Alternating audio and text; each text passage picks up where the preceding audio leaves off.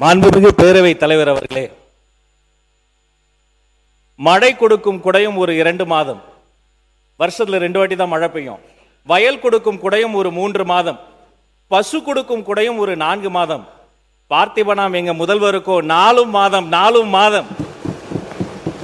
அத்தனை ஆண்டுகள் கழித்து ஆவின் கொள்முதலை ஏத்தி இருக்கிறாரு, மருத்துவ அறிவிப்பு தந்திருக்கிறாரு. எதிர்கட்சி எம்எல்ஏக்களுக்கும் ஒரு காரும் உதவியாளரும் தந்திருக்கிறார் என்று சொன்னால் அவரை இருகரம் கூப்பி வணங்குகிறோம்.